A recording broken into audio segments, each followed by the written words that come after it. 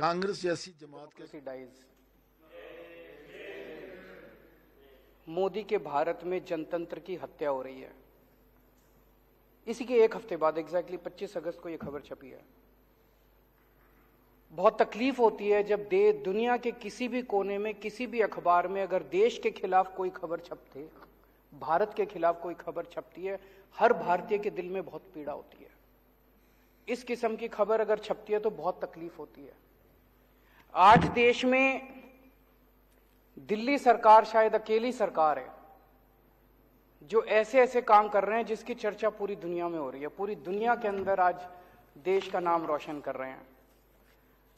जैसे Donald Trump साहब की वाइफ आई थी,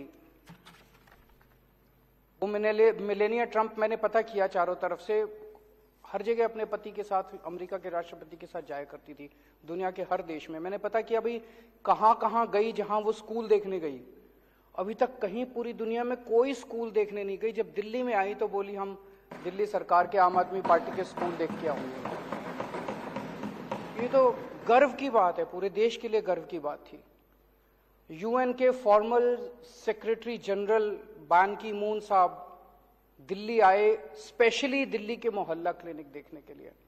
और ये खबर कि वो दिल्ली आके मोहल्ला क्लिनिक देखने के, ये पूरी दुनिया के सारे अखबारों में छपी, सारे देशों के सारे अखबारों में ये खबर छपी कि बान की मून और नॉर्वे की फॉर्मर प्राइम मिनिस्टर दोनों दिल्ली के मोहल्ला क्लिनिक देखने के लिए आए। फिर अभी सिंगापुर की सरकार ने मेरे को कहा, जी आप बहुत अच्छा काम कर रहे हो, हम आपके लिए पूरी दुनिया के मेयर बुलाएंगे और उन सारे मेयर को आके आप बताओ कि आप कैसे अच्छा काम कर रहे हो, उनको सिखाओ।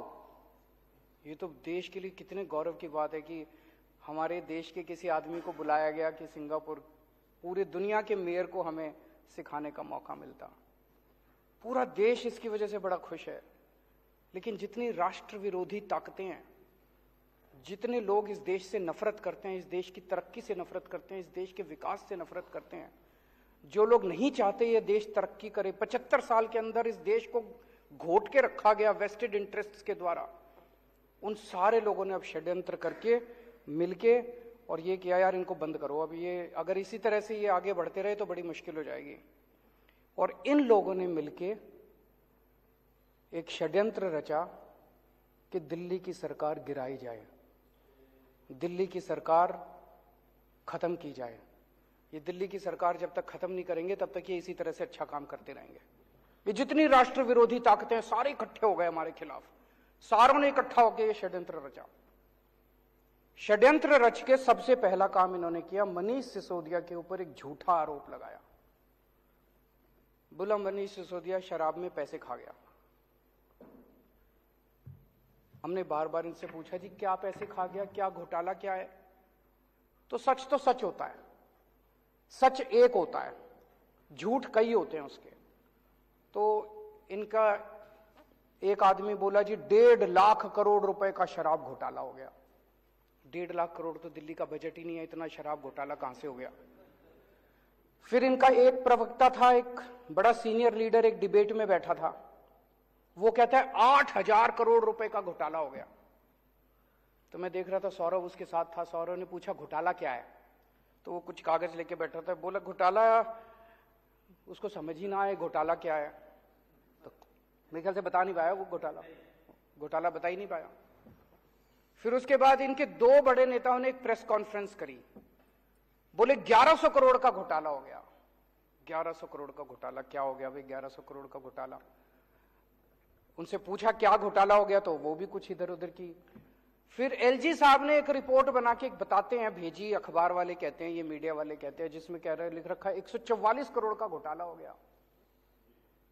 और अब सीबीआई ने जो एफआईआर करी है उसमें लिखा है 1 करोड़ का घोटाला हुआ है। और घोटाला क्या है सीबीआई की एफआईआर में? उसमें लिखा है कि एक शराब के वाले ने दूसरे शराब वाले के बैंक अकाउंट में 1 करोड़ रुपए जमा कराए।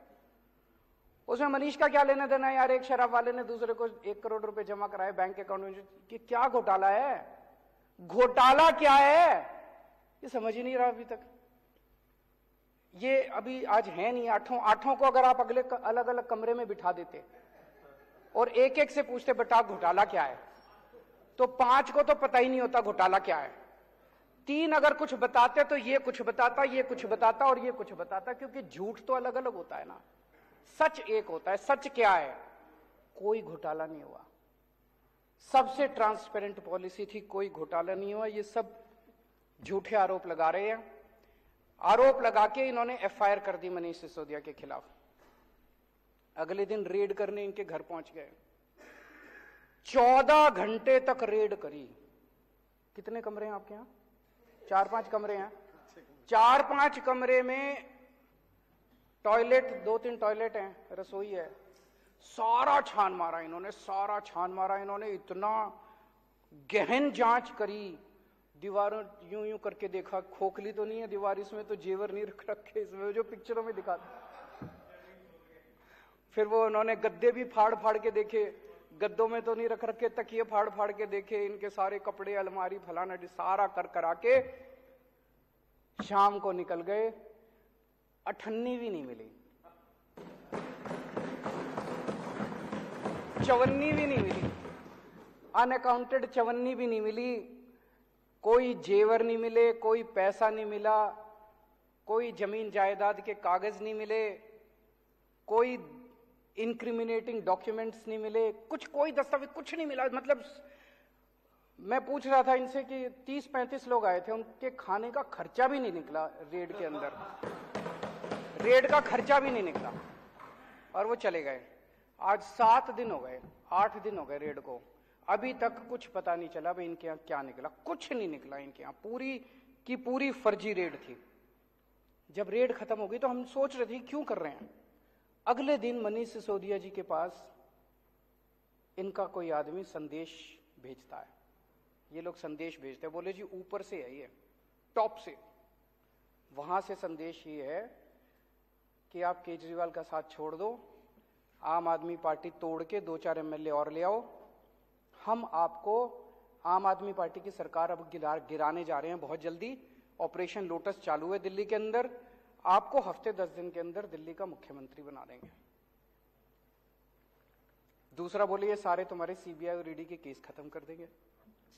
तो इसने कहा सीबीआई ईडी के केस में तो कुछ है ही नहीं, सारा फर्जी केस है, कल तुम जांच वांच भी करके ले गए, कुछ भी नहीं मिला तुमने, मैंने ढेला मैंने कमाया नहीं, कुछ करा नहीं, तो इस केस तो तुम करते रहो, मेरे को क्या डर है। वो बोले मंत्री सीएम बनने का मेरे को कोई ख्वाब नहीं है, मेरे तो शिक्षा मंत्री बन के खुश हूं। बड़ी बात है। सीएम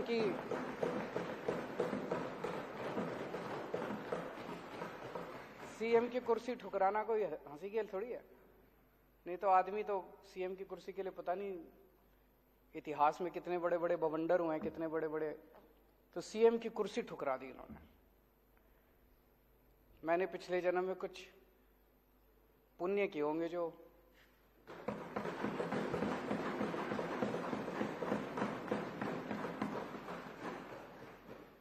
ऐसे डिप्टी सीएम और शिक्षा मंत्री मिले। उसके बाद जब ये नहीं चला तो फिर आप लोगों के पास आए। मेरे पास अभी तक 12 एमएलए आ चुके हैं। एक एक एमएलए को आके कहते हैं भाई 20-20 करोड़ रुपए ले ले और टूट के आ जा, 2-4 को और लाएगा तो तेरे को 25 करोड़ देंगे, और नहीं तो जैसे मनीष सिसोदिया का हाल करा तेरे ऊपर भी रेड करेंगे, तेरे को गिरफ्तार करेंगे, सीबीआई और ईडी छोड़ देंगे तेरे खिलाफ।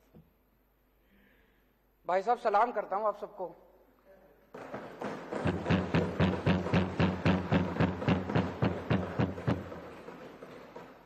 कोई नहीं टूटा, एक भी नहीं तोड़ पाई अभी तक।